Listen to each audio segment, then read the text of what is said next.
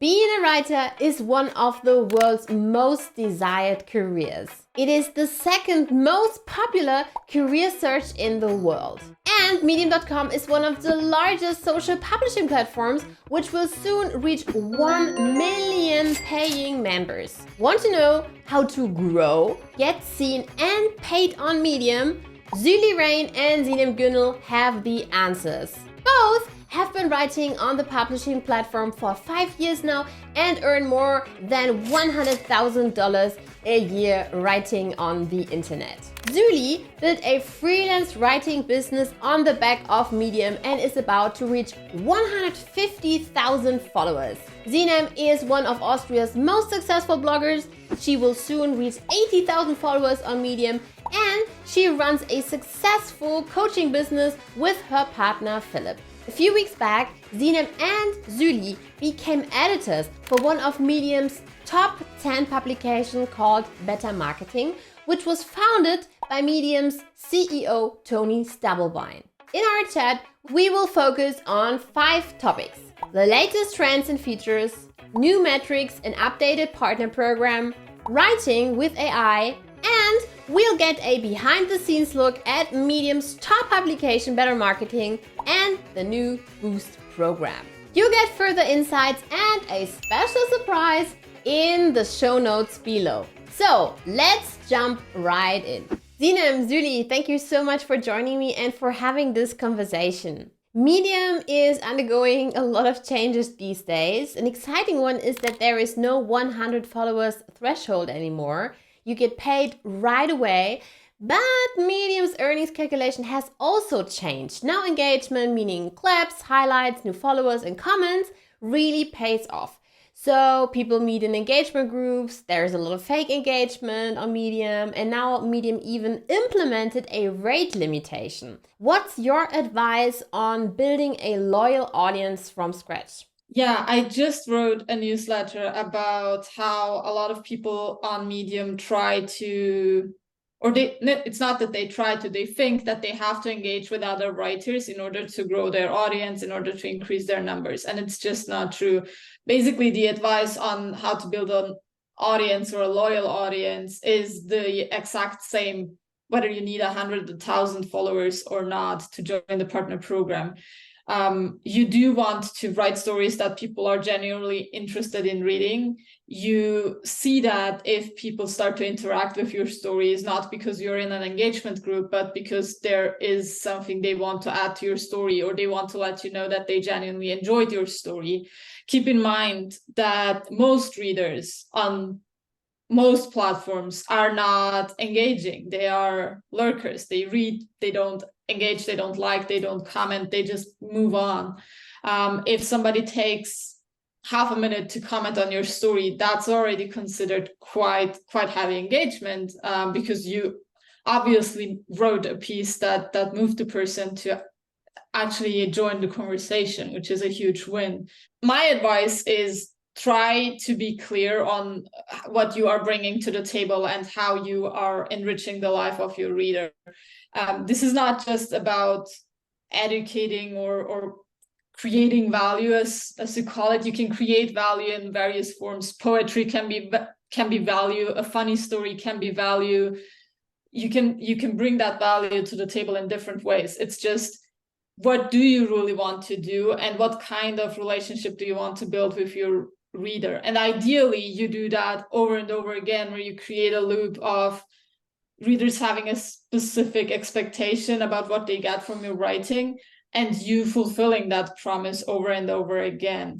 If you have to rely on engagement groups or on commenting on other people's pieces, hoping that they will comment back and stuff like that, you are definitely on the wrong path. The problem is, if you get into a group with, let's say, 20 people, and suddenly 20 people comment on your piece, and that's 20 comments more than your usual piece has, you will feel like you are making progress while you are really not, because the actual readers will not see your story based on that fake engagement, or because of that fake engagement. Yeah, I think the only thing I would add is mentioned in the question is this article about the new engagement rate limitation. If you are hitting a rate limitation, your engagement isn't genuine, unless it's your full-time job to comment on Medium. And if that's the case, I think you've got the wrong job and you should go do something else, like writing. If you're posting enough comments that you're hitting a rate limitation, you are spending too much time commenting on other people's work. It's just not genuine.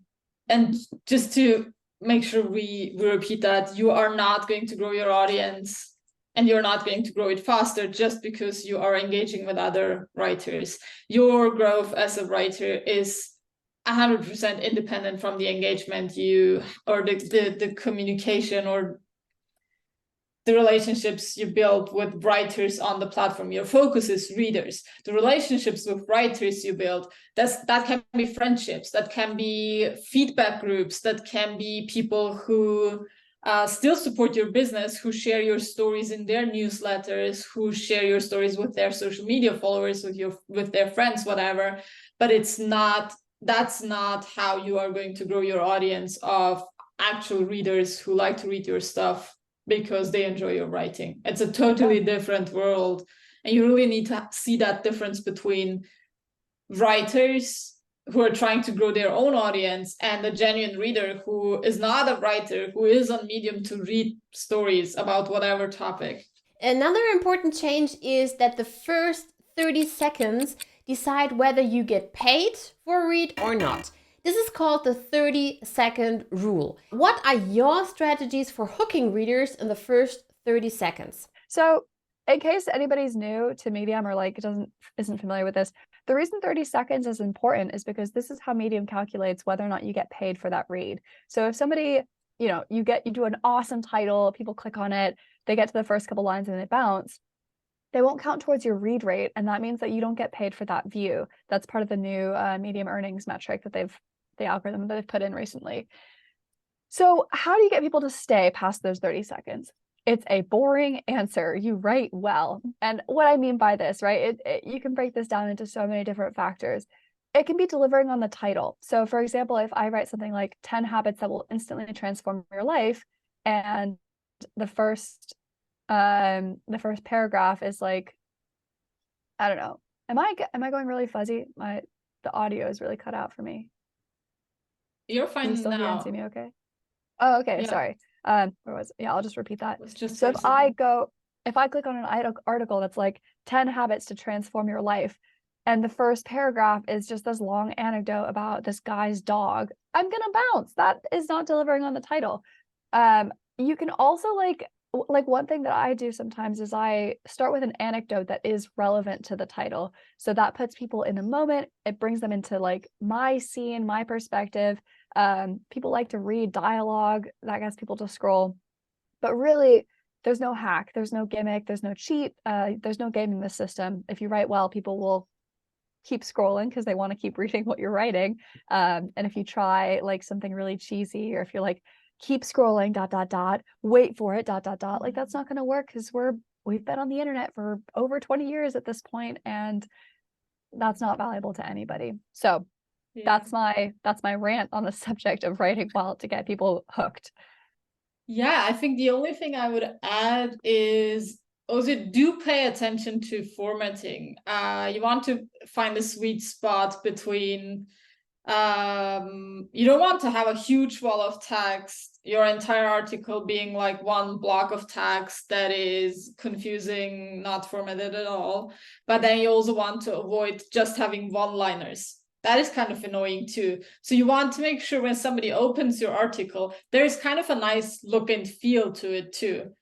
It's like, is your title formatted properly? Do you have a nice title image? Are the subheadings clear? Sometimes people scroll through the piece before deciding whether they read it or not. If it looks really confusing, if you have a lot of bold elements, you have too many images, too many subheadings, it might look like the story is not worth reading, even though it's a great story, but just because the reader experience is not great.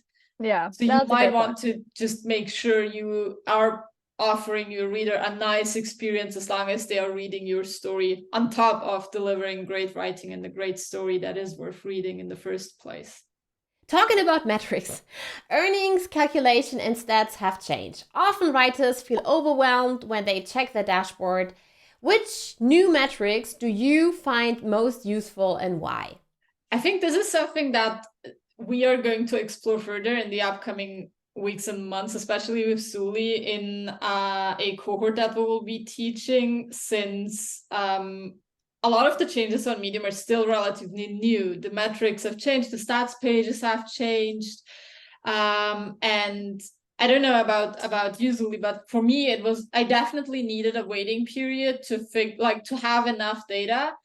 And I have to admit, I'm a little fortunate and lucky now that we are editors of Better Marketing, so that we get to see the behind the scenes and all the stats and numbers from thousands of articles and hundreds of articles being submitted to the publication each month, which is incredibly useful since we are not publishing a ton ourselves.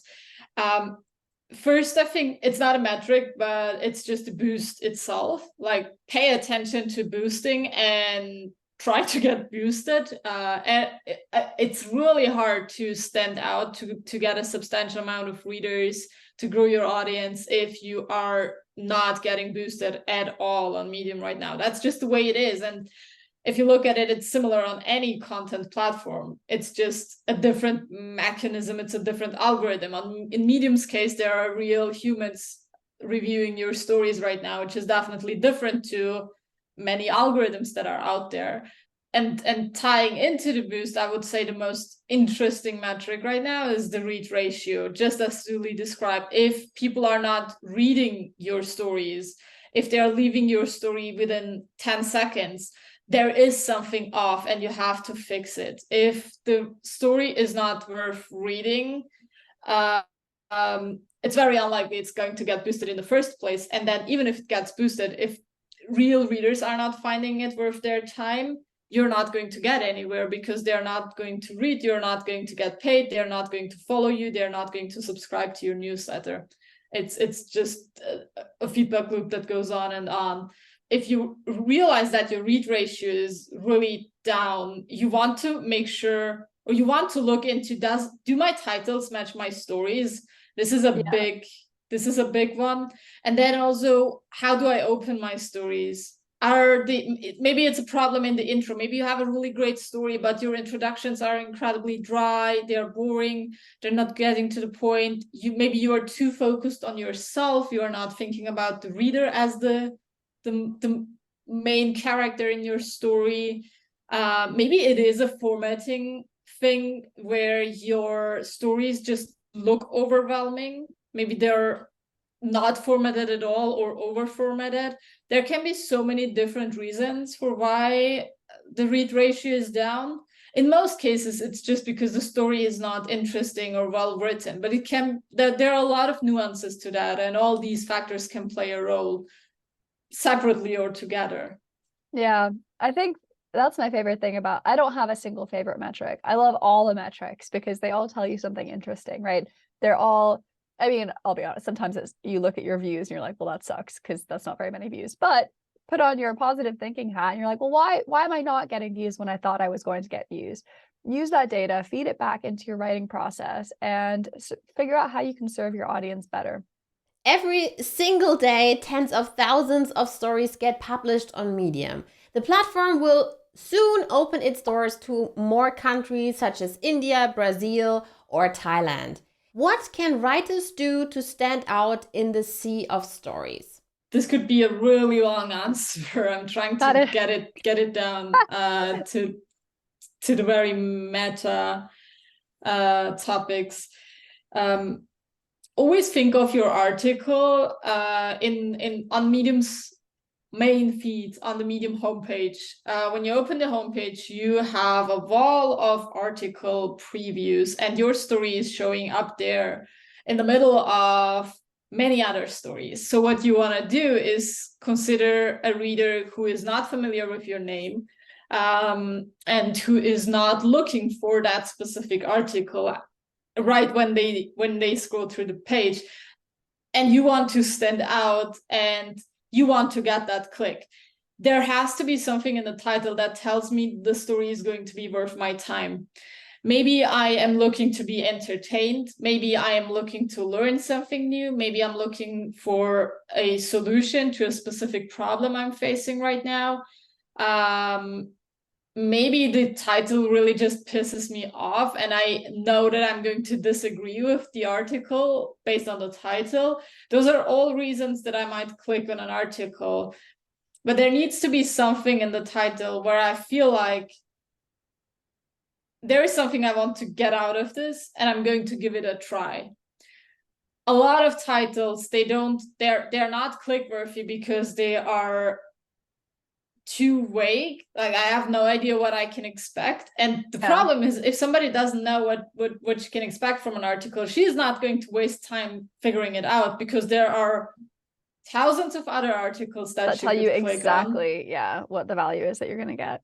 Yeah. And the other side of that spectrum is that you basically you make a claim in the title that makes me believe that there's nothing more that I can get out of the article itself. Like, you're almost giving away too much in the title, so that there is no curiosity gap. There is nothing that I'm really curious to find out in the title. It's more like you are making an opinion statement in your title, and I might spend a second or two thinking, this is an interesting take. Yeah. But if that's it, I'm not going to spend time on the article itself. Yeah.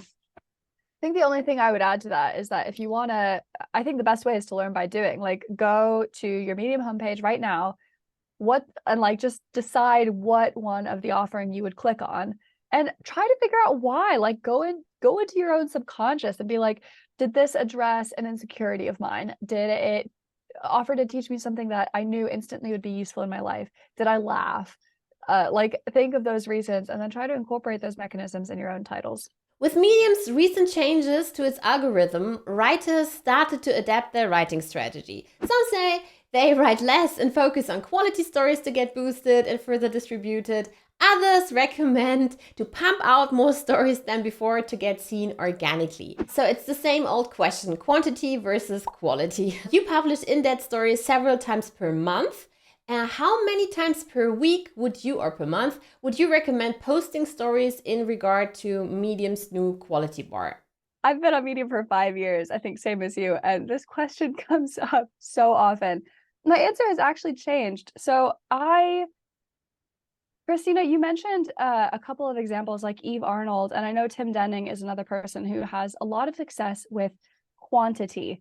I'll be honest, I don't think many writers can do quantity and continue producing enough quality work that their work is going to be seen by people who are going to boost them, by readers who are not going to get tired of reading the same thing 5 days a week, that the writers themselves aren't going to burn out and just run out of things to talk about, or just get tired of opening up Medium every single day and trying to come up with a new idea. I personally have scaled back to about one a week, and I have benefited a lot from that in terms of growth on Medium. In terms of working on my own craft, just making sure that every story I write is good and something I'm proud of, and something that if a client happened to see it, they would be like, oh, that's a really great piece of work from Zulie. I always choose quality on Medium over quantity. And I think with the boost mechanism in play, and even trying to get into publications, quantity is not going to get you anywhere unless you are one of these rare writers who can pump out a story a day and not lose on quality.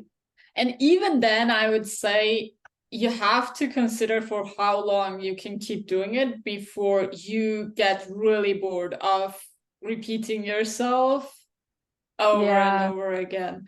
It's kind of a personal decision too. Do you want to be kind of a content producer? Do you want to be a person who constantly produces new stuff and puts out new stuff? Do you feel good about that? Do you get energy out of that?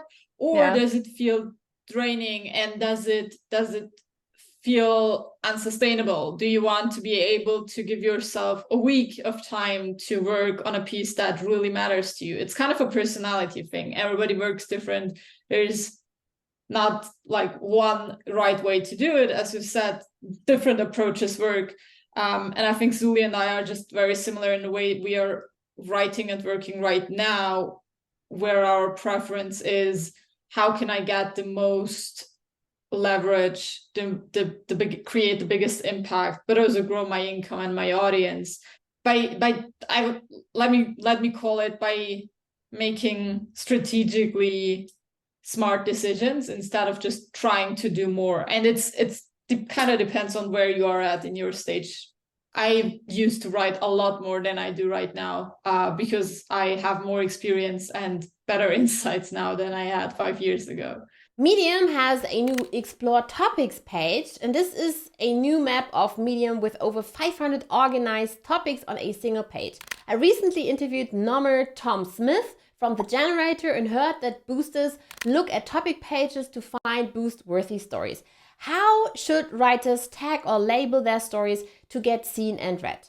I think it's important, especially for new writers, to understand how those topic pages work. The first thing you need to know is that when new readers join Medium to discover writing, to explore new stories, they can subscribe to those pages. And based on what they choose to follow, which pages they check out, the algorithm is going to show them more of those specific stories or stories that are tagged with that specific topic. That's the reader behavior side. So you do want to use tags and topics that will get you in front of the right audience. If you are using tags and topics just because you think they are popular or they have a lot of followers, it's not going to get you anywhere because you are not going to find a match between an audience that actually wants to see what you write.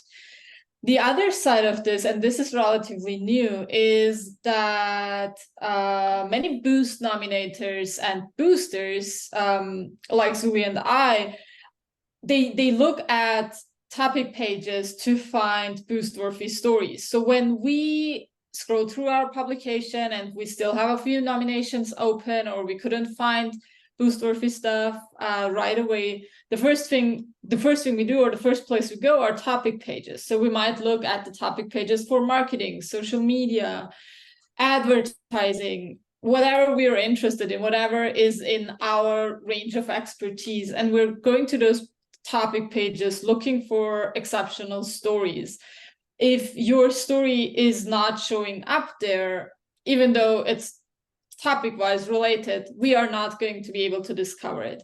If your story shows up under the social media tag but has nothing to do with social media, I'm not even going to check it out. If that's what I'm looking for, there's a purpose of why I'm on the topic page. So you really do want to make sure there is a match. And the third way you as a writer can use topic pages is to do research. It's a great way to learn more about what is doing well, what is trending, which other writers are in my niche or in my topic.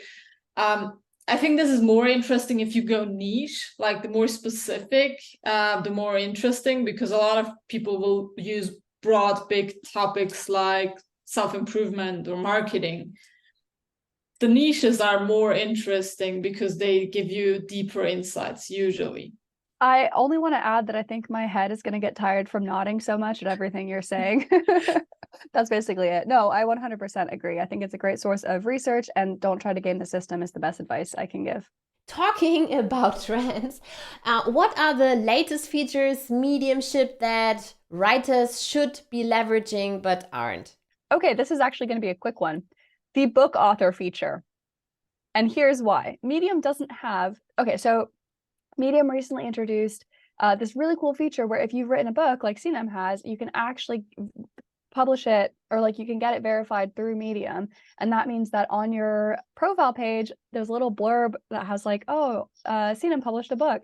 And it also means that when you comment or when you write stuff, you've got this little book icon next to your name. This is a great tool that I am planning on leveraging as soon as I can get around to writing a book, because A, great sales opportunity, B, makes you look more relevant on Medium, and C, Medium doesn't have a verification feature like Twitter used to, or like Instagram or Facebook does. This is the only way to do it, and having that little icon next to your name gives you a bit more clout. So that's the feature that I would recommend people get on board with. If you have a book, put it through the system. If you haven't, think about in your free time writing a book and publishing it to take advantage of that feature. Well, talking about credibility, authority, and trust as the basis of any relationship, you've been writing on Medium 5 years now. Zulie, you're about to reach 150k followers, Sinem you 80k. What were key milestones in gaining your audience's trust over the years? I cannot really name like specific milestones. I think trust is what you like, building trust is what you do day by day, week by week, as long as somebody wants to hear from you.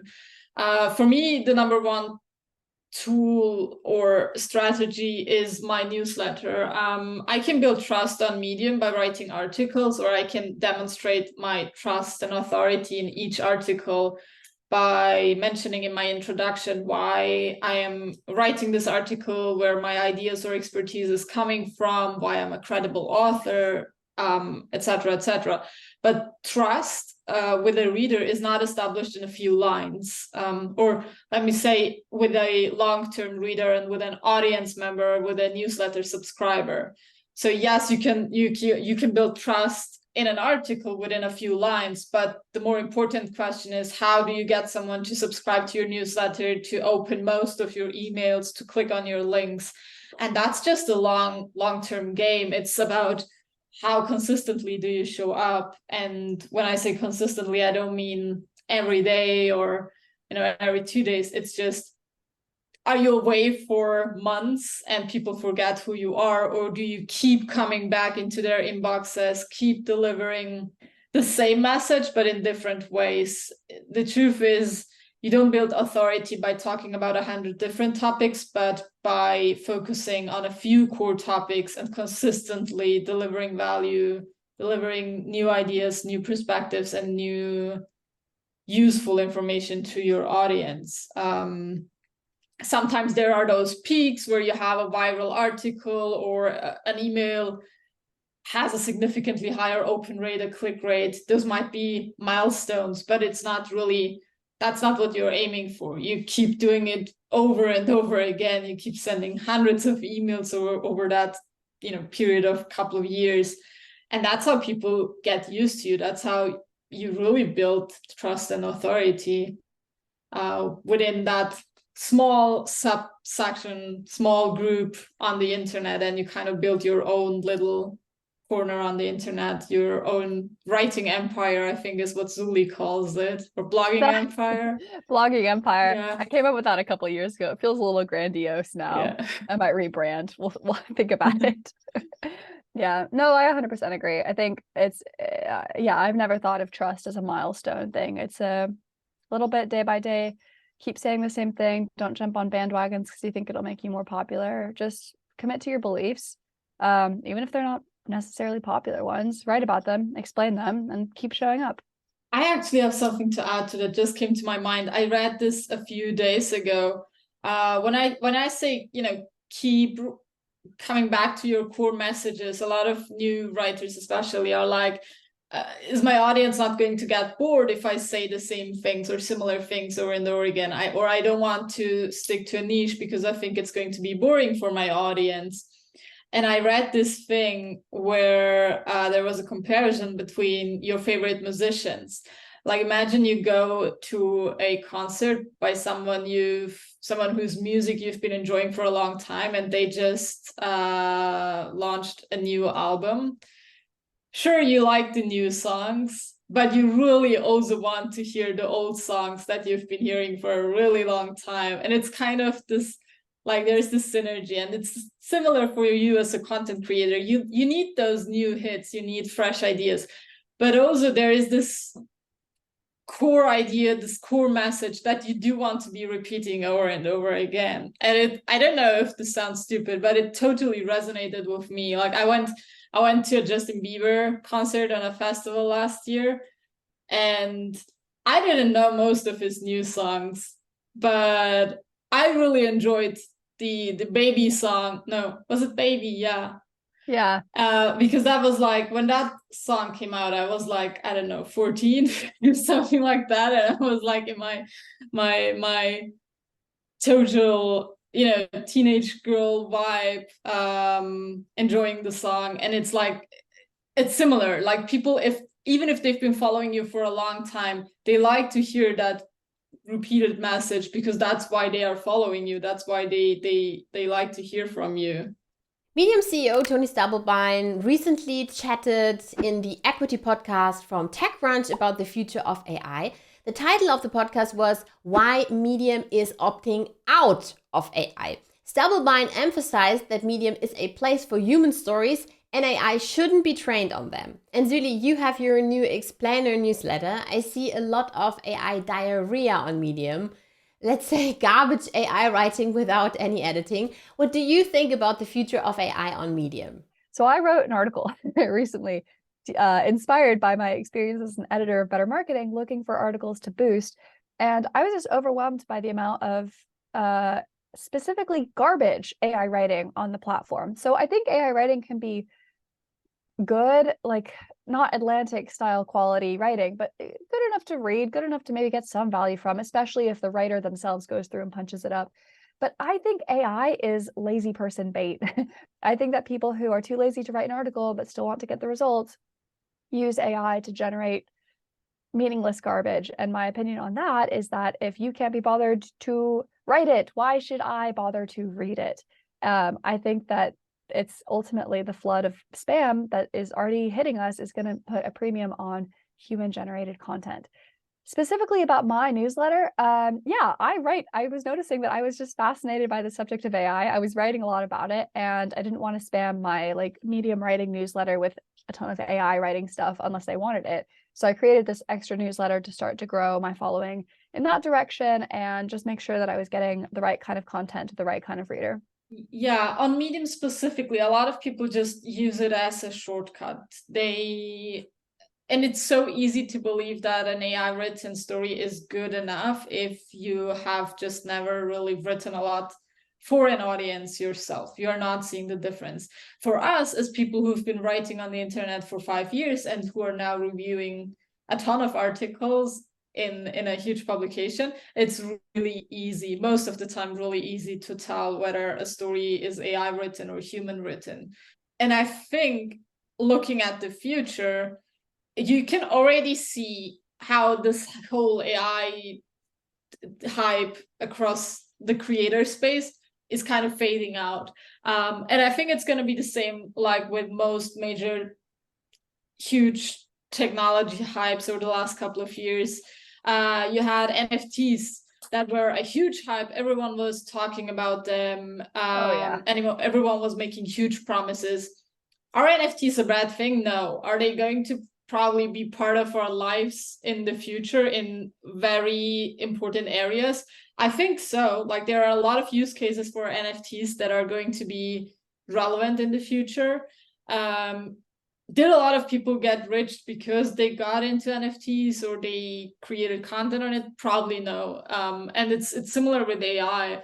There, like if you know how to use it, it can be such a time saver. But a lot of people are not even spending enough time figuring out how to create good content with AI. And I'm talking about content because it could be your newsletter. Maybe you really enjoy writing stories, but you really struggle to write emails right now, and you use AI as a tool to help you with that. It's just, you still have to train yourself to use the tool, and most people don't do that. If you don't do that, majority of the output is going to be really bad. And even if you use AI, in order to publish a story that is worth being published in big, prominent Medium publications and that is worth boosting, you will need to do a lot of heavy editing. If you are down for that, go for it, use it. Most people who use AI to write stories don't know how to edit them to be actually good stories, and that's the whole problem. And I think that is going to stay. It's going to kind of slowly phase out. People are going to realize that publishing a lot of AI content is not getting them anywhere, and I certainly don't see any kind of competition for real writers like us, who have their audience, who have their topics, and who genuinely enjoy the process of creating something from scratch. I was thinking about this last night, Sinem, and I wonder if AI writing isn't gonna, because it is good at stuff like SEO, right? Formulaic robotic content that is going to be read ultimately by a robot who decides where to rank it.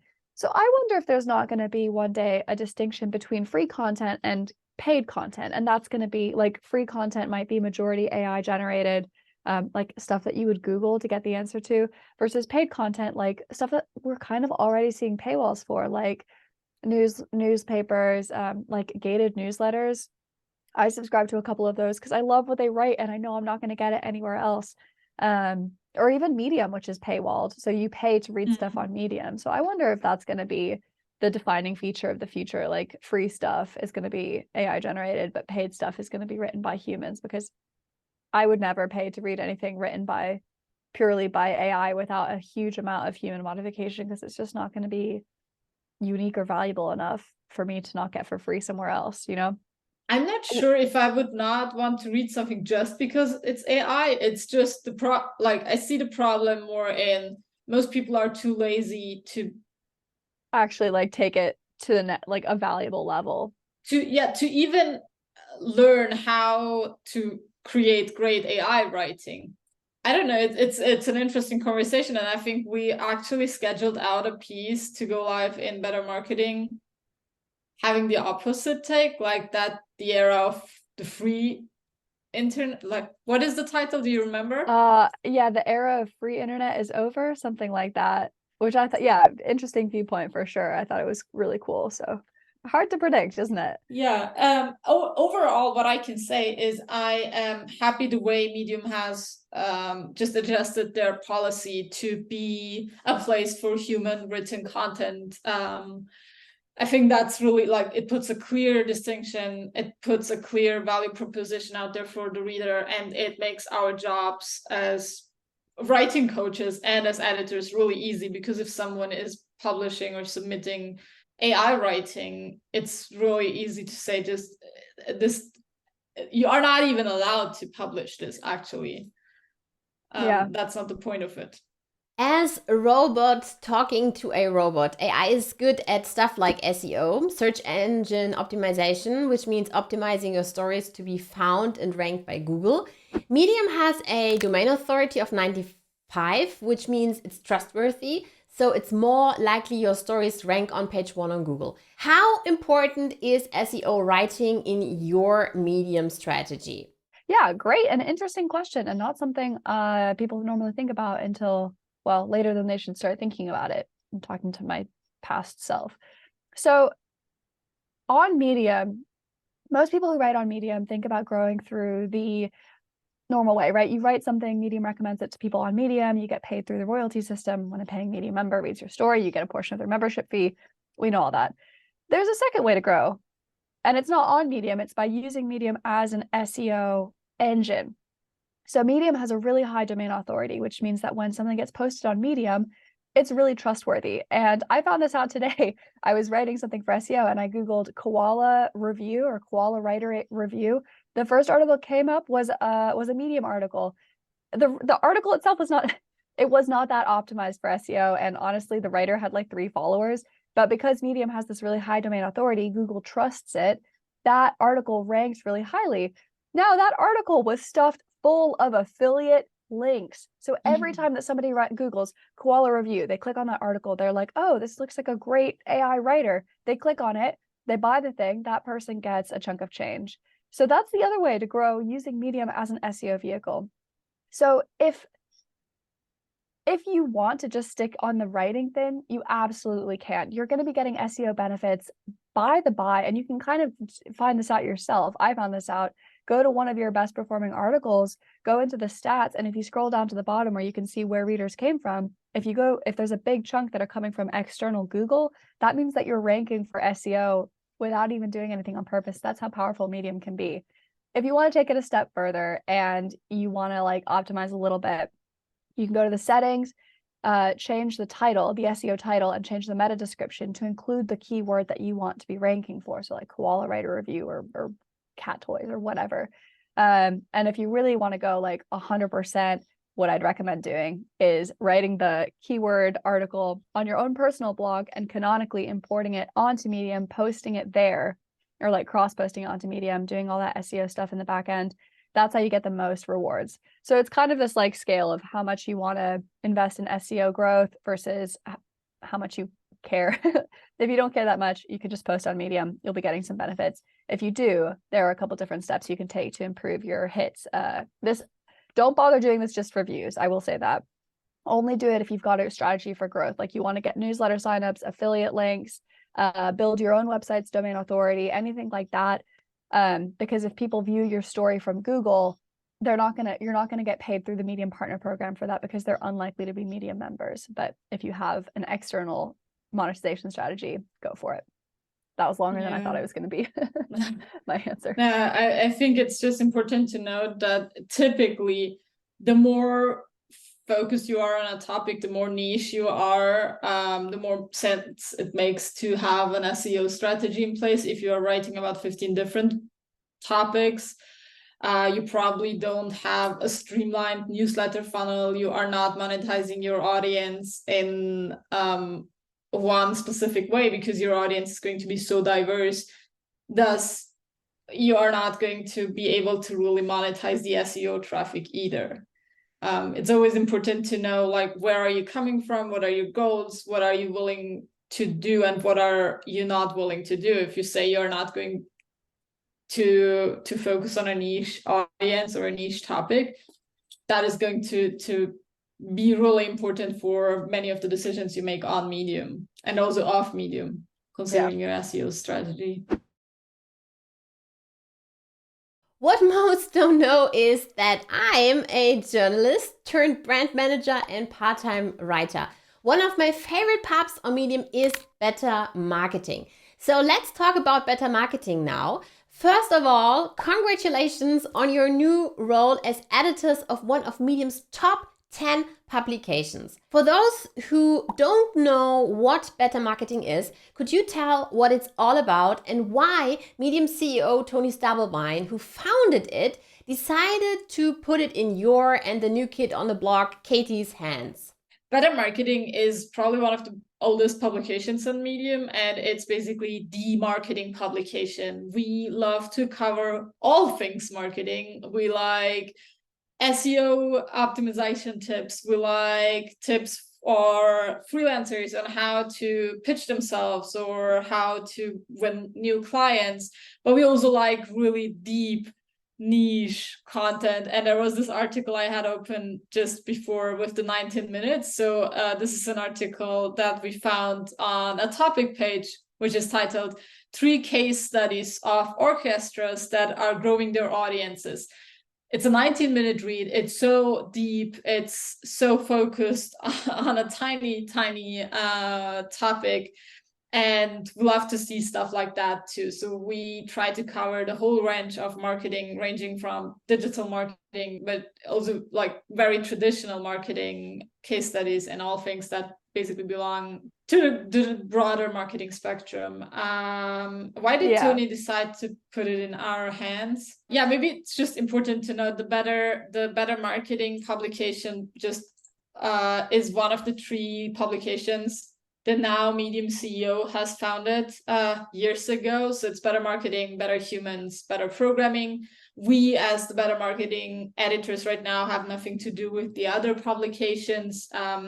It was less Tony deciding to put it in our hands and more the fact that Tony becoming CEO has led to the publication kind of being a little on a pause, let me put it that way, and not being very active lately. Yeah. We've seen that, and then at some point Tony basically published a message saying, hey, I actually kind of sad that this is nobody's taking care of the publication. And I think it took us like 2 weeks or so after that message for Zulie and me to say, hey, maybe we should do something about this, because we know Medium, we've worked with so many publications, we know the writer's site really well, and we feel like we have a lot of marketing experience, not in the traditional sense, but just the marketing that goes into running a digital business and growing an audience and all things like that. So we reached out. It was a relatively short conversation because Tony has already been talking to Katie, who is our 3rd editor, who has the more corporate traditional marketing background. We got along, and I think it was kind of an easy, smooth decision that we wanted to give it a try. So relatively unspectacular, I would say. Yeah, there was no like special reason. We were just like, hey, I think we could do a good job. We asked, we received. Yeah, probably, if someone's watching this and you don't know us yet, Zulie and we've both known Tony for a long time, long before he was the CEO of Medium. He knows our work. He trusts us. There was a human relationship that was already there. We didn't have to really pitch ourselves. I think he was really glad to put it into our hands because he knew what to expect.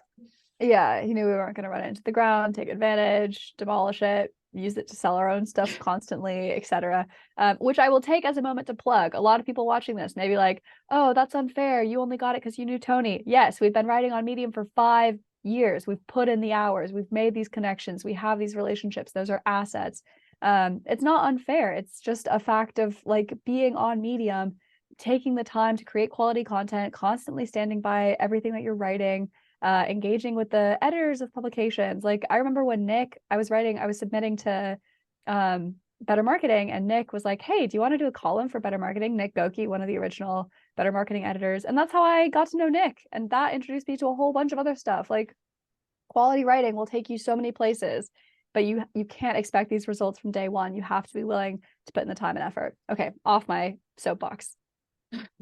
No, I think that was a really important addition, actually. It ties back into what we said in the beginning in terms of engagement groups and stuff. Yeah. Like that's what you get out of real relationships.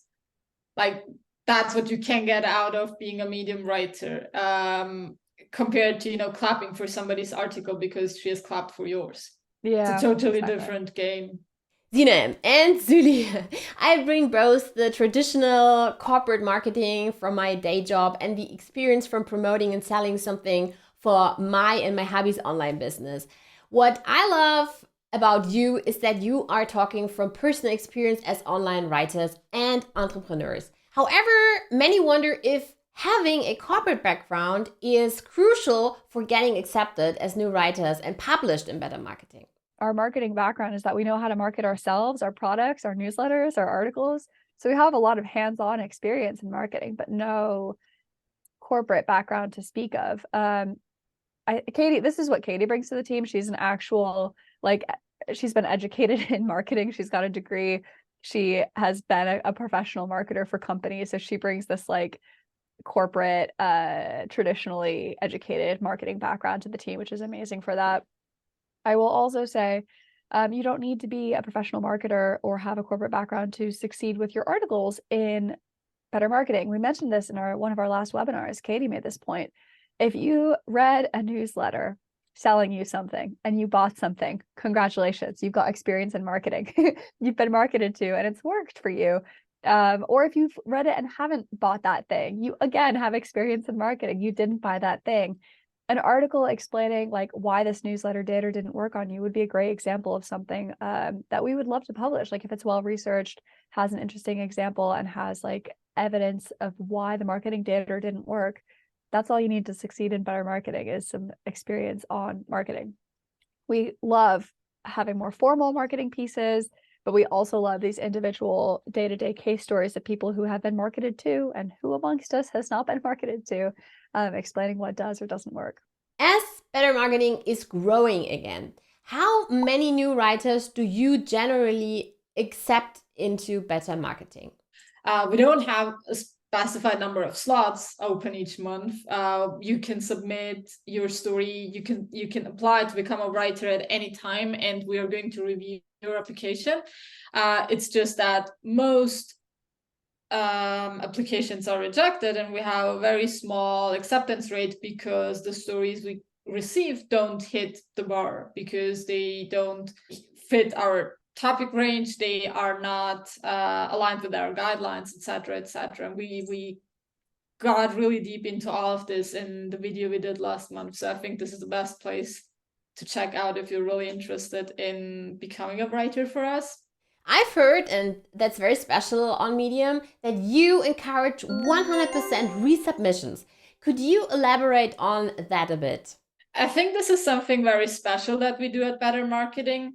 When we like an idea and we like the story, but we feel like it's not quite there yet, we will tell you what needs to be changed and we will encourage you to resubmit the story. If you make the changes and you resubmit the story, we will be very happy to see it.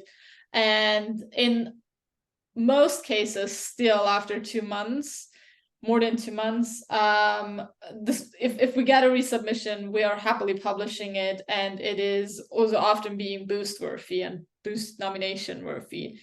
We're proud of being able to do that, but we are only doing that if we feel like your story is really unique, special, and it just misses a few final touches. Yeah, but I mean, I love being in the position of being able to say, hey, we love this, missing 1 or 2 things. We'd love to publish it if you can make those changes. And I think, yeah, I don't know if it's 100% still, but I know it's definitely above 90% of the people, the writers who take that advice and then resubmit to us. We are more than happy to take their article because it's made those changes to bring it to that level that we want to, that we're excited about publishing it in Better Marketing. As a busy mom, I love to write short form stories.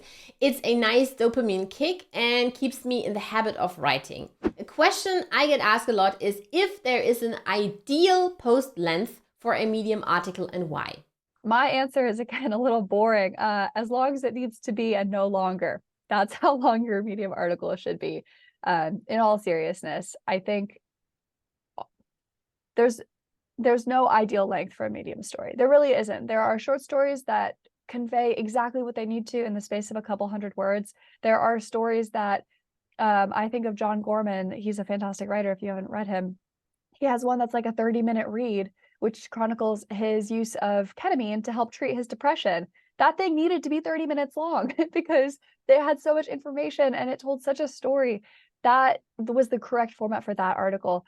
So I think on balance, like for beginners, the best advice I can say is like go through your article and say, is there anything I haven't addressed? Are there any questions outstanding that a reader might still have? Like if you're writing about Koala Writer AI, which is the article I'm working on now, which is why it's top of mind.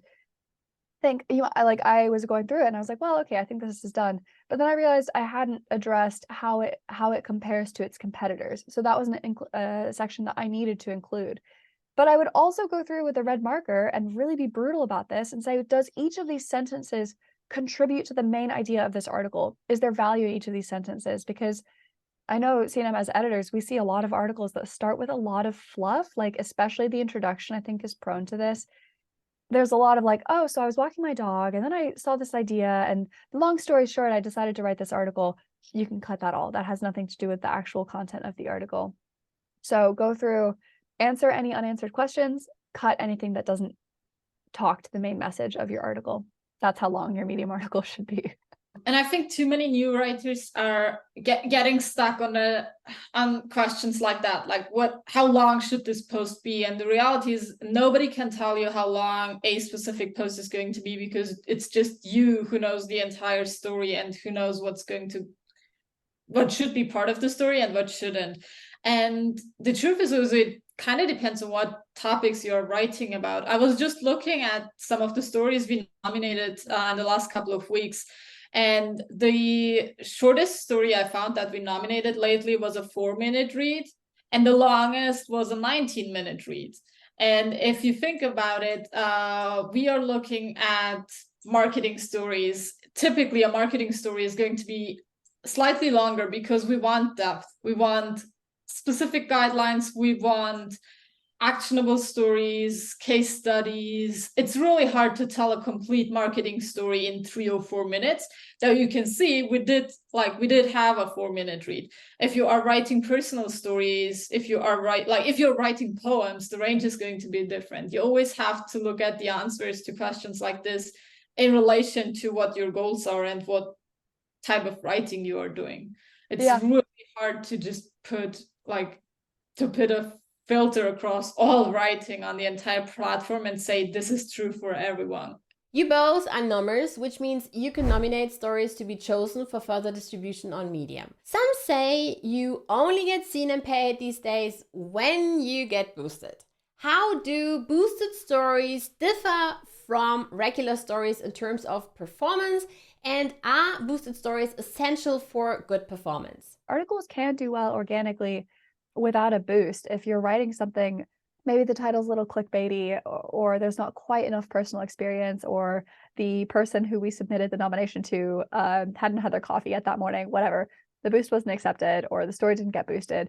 If you're still speaking to your audience, if you're still creating value, like, the boost is not the end all be all determination of quality. I've had stories that didn't get boosted that have gone on to make hundreds of dollars, get in some cases over 100,000 views with no boost. So it helps a lot to get boosted, but it's not the end of the road if you don't. And like, sorry, I also wanted to say we try to do a lot when there are stories that we believe in that don't get that boost. We might still mention them in our newsletter. We'll still clap for them, we'll still comment for them, we might still recommend them in our own like personal newsletters, like, read this great story, loved it. So there are other ways to like boost an article without getting it that official Medium capital B boost. I always encourage my students and new writers to reach for the stars and to try to get published in the publication of their dreams.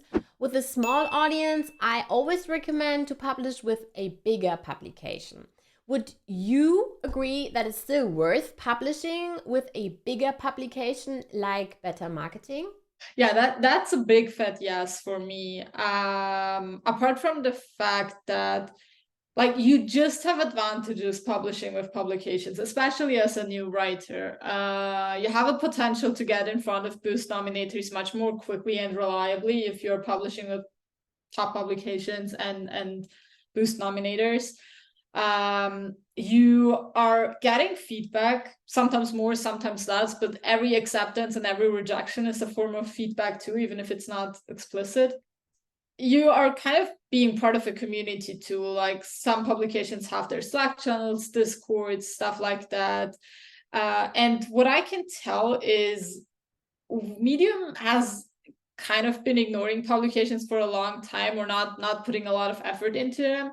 My gut feeling is that they want to put more energy and thought into publications in the hopefully near future. We're going to see if it's going to be soon or if it takes a little longer, but the feeling I'm getting is that they do want to put more power, more responsibility into the hands of publication editors. The more this becomes reality, the more you as a writer are going to benefit from established relationships with editors and publications. In terms of specific benefits of publishing with bigger publications, as a beginner, you have 0 followers. Publications have hundreds of thousands. That's not a guarantee of getting views, but it's one of the best guaranteed ways to get some views, especially as a beginner. B, you can do a lot more targeted research on who you're writing to. Better marketing, you know that the people who read better marketing are going to be interested in marketing. So you know what kind of story you have to write to reach that readership. And number 3, I think, like you said, Sinem, like, it's a great way, publishing with bigger publications consistently. Like, as an editor, I've now realized that I've gotten to the point where when I see certain names come up in the submissions queue, I'm like, amazing. I'm so excited that she's written again. Like, I can't wait to read this, submit it for a boost or whatever.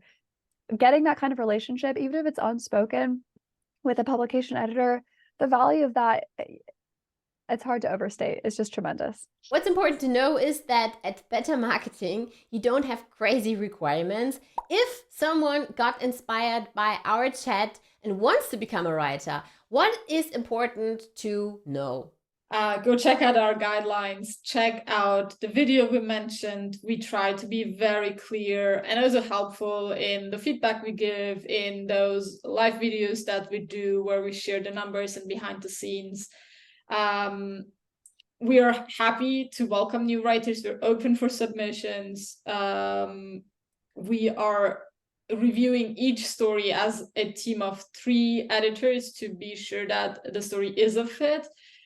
Make an effort to craft a useful, great story, and we'll be happy to review it. Make sure you check the guidelines and follow all the steps lined out. We don't have any crazy requirements. It's just a basic form that you run through if you're submitting for the first time, and that's pretty much it. We are all longing for deeper connections these days, aren't we? And that's why now comes the part of our interview that I love the most. I guess there are a lot of raving fans out there watching this interview right now and doing the happy dance because you agreed to answer 4 personal questions. Question number 1. Writing isn't your hobby, it is your business. So what do you do in your leisure time? I don't know if you can see behind me. I've got a tremendous pile of books. I love to read any kind of fiction, basically. I also like to run. I like to bake. I like to go for long walks around the neighborhood, and I like to hang out with my cats. That's what I do for fun. How about you, Sinem? Yeah. Exercising is definitely kind of the thing I do most often. I kind of fall in love with hiking this year, especially in summer. I have the pleasure of living in Austria, so we're surrounded by the Alps, and it's been really new for me, and I've really enjoyed it. And just So traveling, being in different places, exploring different cities, different towns by the beach, and just being around friends in great places. I love autumn. I cuddle on the couch with my kids and hubby and drink a hot chocolate. What do you love to do in autumn? To be honest, my answer is not that different. I love to read. I like to drink a lot of tea. But my husband and I went apple picking. We're gonna go on a fall foliage driving tour this weekend to look at the leaves changing colors. We're carving pumpkins tonight, so a lot of little fall festive activities, but also just being cozy for sure. Yeah, no, totally same. Like to be at home in autumn, so we have friends over much more. I like to host home parties in autumn and winter, just because I prefer staying at home and having people come over instead of getting out in the cold. 100%. Yeah, totally the cozy vibe at home over anything else. Okay, this is an easy one. What's your favorite dish? Hard to say. I made one last night for the first time, a chicken and ginger soup. That was just amazing. I was blown away by my own chef skill, to be honest. You're a vegetarian, right, Sinem? Yeah, I'm a vegetarian, but I don't really have a favorite dish either. I'm a very boring eater, I would say. I don't like to try a lot of new foods. I'm really afraid of trying something new that I don't like. So I would prefer eating a boring pizza margherita or pasta with tomato sauce over trying something very exotic. That's so interesting. I had no idea. Yeah, no, it's very hard. I probably try 1 or 2 new dishes a year, and that's very out of my comfort zone. Last but not least, can you name a medium writer you love to read? Kyrie Gray. She writes some really funny irony, sarcasm, humor writing. She's got her own publication, Jane Austen's Wastebasket. Huge fan of her writing style, and she does a lot of her own illustrations too. They crack me up. Cannot recommend her highly enough if you want to giggle. I spent some time thinking about this, and I honestly don't have a specific writer I could name right now. I am really enjoying reading a lot of the stuff, all the stuff in Better Marketing right now, to be honest, because some of it is just so different to what I do or what I know. So it's most of the reading I do right now. And the more quirky, the more unusual, the more fun it is typically to read, to be honest. Sinem, Zulie, thank you so much for joining me and for having this value-packed conversation. Bye, everybody. Thanks for having us. Yeah, thanks for having us.